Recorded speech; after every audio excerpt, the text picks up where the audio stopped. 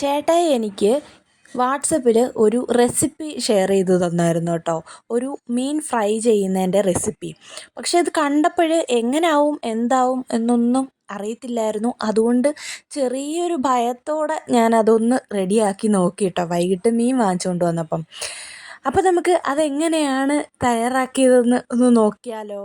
Hey guys, welcome back to my YouTube channel. എല്ലാവർക്കും നമ്മുടെ പുതിയൊരു വീഡിയോയിലേക്ക് സ്വാഗതം. ഇന്ന് തുടക്കത്തിലെ തന്നെ പറഞ്ഞ പോലെ ഒരു കുക്കിംഗ് വീഡിയോ ആണ് കേട്ടോ. ഒരു സ്പെഷ്യൽ കുക്കിംഗ് വീഡിയോ ആണ്. ഈ ഒരു മീനിൻ്റെ പേര് എനിക്കറിയത്തില്ല. ഞാൻ ആദ്യമായിട്ടാണ് ഈ ഒരു മീൻ കയ്യിലെടുക്കുന്നത്. മീൻ കടകളിലും മാമന്മാരുടെ കയ്യിലുമൊക്കെ കടകളിൽ ഇരിക്കുന്ന കണ്ടിട്ടുണ്ട്. പക്ഷേ ആദ്യമായിട്ടാണ് വീട്ടിലിത് വാങ്ങിക്കുന്നതും ഞാനിത് വൃത്തിയാക്കാൻ പോകുന്നതും കുക്ക് ചെയ്യാൻ പോകുന്നതും. അപ്പോൾ ചേട്ടായി ഇത് പറഞ്ഞു, കറി വെക്കാനായിട്ട് എടുക്കണ്ട, ഫ്രൈ ചെയ്താൽ മതി ഇത് ഫുള്ള്. അപ്പോൾ ഓൾറെഡി കഴിഞ്ഞ ദിവസം വെച്ച കറി ഇരിപ്പുണ്ട്, വേറൊരു മീൻ കൊണ്ട് വെച്ച കറി ഇരിപ്പുണ്ട്. അപ്പം ഞാൻ ഈ ഒരു മീനെല്ലാം കഴുകി വൃത്തിയാക്കി എടുത്തിട്ടുണ്ട്. ഫ്രൈ ചെയ്യാനായിട്ട് ഉള്ള പരുവത്തിന് വൃത്തിയാക്കി എടുത്തു. ഈ ഒരു മീൻ മാത്രമേ ഞാനിങ്ങനെ ഫുള്ളായിട്ട് എടുക്കുന്നുള്ളൂ. കാരണം ഈ ഒരു മീൻ നീലൂട്ടന് പ്രത്യേകം വറുത്ത് കൊടുക്കാനായിട്ടാണ്. അവന് എരി കുറച്ച് വറുത്ത് കൊടുക്കാൻ, അങ്ങനെ ഒരെണ്ണം എടുത്തു. അപ്പോൾ നീലൂട്ടന് വേണ്ടിയിട്ടുള്ള മീൻ വറക്കാനുള്ള മസാല ഇവിടെ റെഡിയാക്കി ആ മീനിനകത്തോട്ട് ആ ഒരു മസാല പുരട്ടി കൊടുക്കുക കേട്ടോ.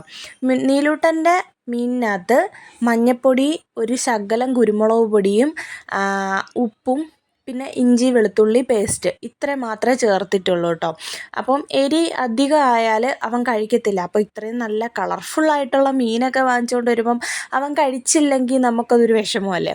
അപ്പോൾ അവന് പ്രത്യേകം അങ്ങനെ അത് പൊരിച്ചു കൊടുക്കാമെന്ന് വിചാരിച്ചു കേട്ടോ. നമുക്ക് കുറച്ച് സ്പൈസി ആയിട്ടുള്ള ഒരു മീൻ ഫ്രൈ ഇന്ന് റെഡിയാക്കുന്നത്.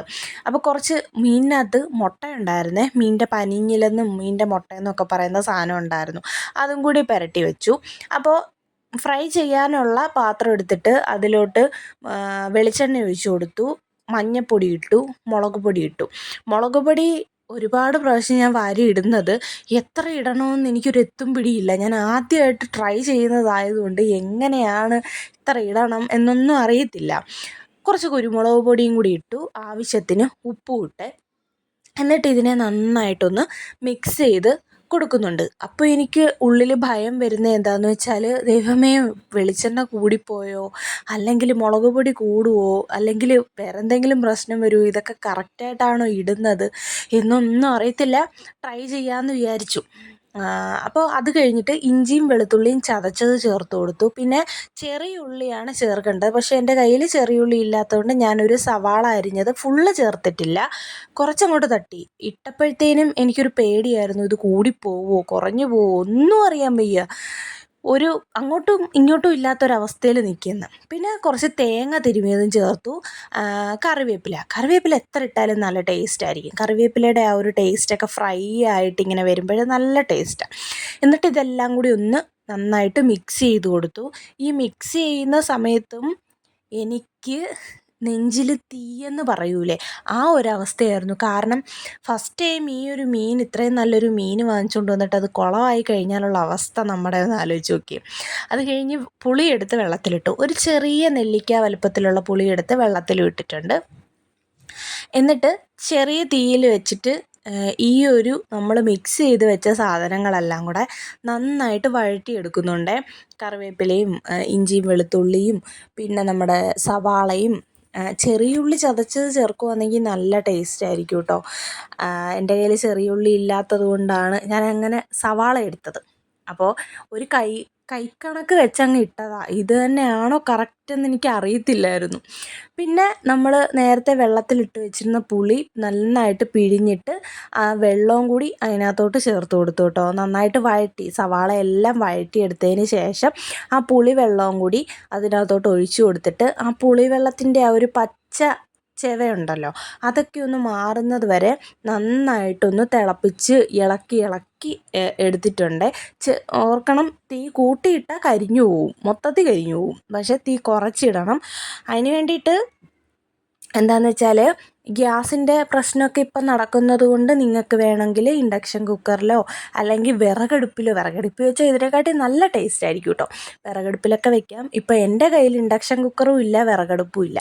അതാ പിന്നെ നമ്മൾ പുളിവെള്ളമൊക്കെ ഒഴിച്ചത് കൊണ്ട് ഉപ്പ് ലേശം കുറവായിരിക്കും.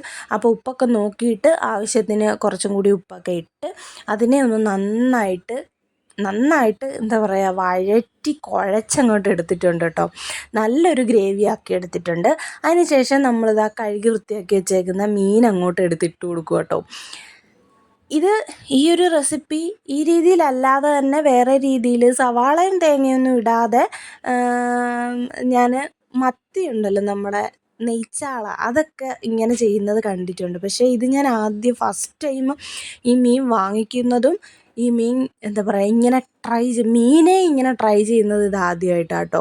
ഈ മീനിൻ്റെ പേരെനിക്ക് ശരിക്കും പറഞ്ഞാൽ അറിയത്തില്ല കേട്ടോ. നിങ്ങൾക്ക് അറിയാമെങ്കിൽ ഒന്ന് കമൻറ്റ് ചെയ്ത് പറയുക കേട്ടോ. ഈ മീനിൻ്റെ പേരെനിക്ക് അറിയത്തില്ല. മറ്റേ ചുമന്ന മീൻ ഞാൻ കണ്ടിട്ടുണ്ട്, നമ്മൾ വാങ്ങിച്ചിട്ടുണ്ട്, അത് കഴിച്ചിട്ടുമുണ്ട്. പക്ഷേ ഇത് ആ ചുമന്ന മീനിനെക്കാട്ടി കുറച്ചും കൂടി ഡാർക്ക് ചുമപ്പ് കളറാട്ടോ ഈ ഒരു മീനിൻ്റെ കളർന്ന്. അതുകൊണ്ട് ഇതിൻ്റെ പേരെനിക്കറിയത്തില്ല. കടകളിലൊക്കെ ഇരിക്കുന്നതേ കണ്ടിട്ടുള്ളൂ. അപ്പോൾ ഈ ഒരു മീനെ ഇട്ട് കഴിഞ്ഞിട്ട് ഇളക്കുകയോ ഒന്നും ചെയ്യരുത്. അത് കഴിഞ്ഞ് ആ ഒരു ഇട്ട വശം വെന്ത് കഴിയുമ്പോൾ നമ്മളതിനെ മറിച്ചിടണം. മസാലയൊക്കെ ഇങ്ങനെ നന്നായിട്ട് ഇളക്കി ആ മസാലയോടെ നമ്മളിങ്ങനെ മറിച്ചിടണം. എന്നിട്ട് ഓരോ സൈഡും 6 മിനിറ്റ് എന്നാണ് പറയുന്നത്. 6 മിനിറ്റ് കുക്ക് ചെയ്ത് മസാലയൊക്കെ ഡ്രൈ ആക്കി എടുക്കണം കേട്ടോ. കട്ടിയാക്കി എടുത്തതിന് ശേഷം നമുക്ക് ഈ മീനെടുത്ത് കഴിച്ചു നോക്കാം കേട്ടോ. ചോറിൻ്റെ കൂടെ പുട്ടിൻ്റെ കൂടെയൊക്കെ സൂപ്പറായിരുന്നു കേട്ടോ. അപ്പത്തിൻ്റെ കൂടെയൊക്കെ അടിപൊളിയാണ്. ചോറിൻ്റെ കൂടെ ആയിരിക്കും ഇത്തിരി കൂടെ അടിപൊളി ടേസ്റ്റ് കഴിക്കാനായിട്ട്. ഈ ഒരു മസാലയും ഗ്രേവിയൊക്കെ സൂപ്പറായിരിക്കും. ഒന്ന് ട്രൈ ചെയ്തിട്ട് പറയണം കേട്ടോ. ബൈ.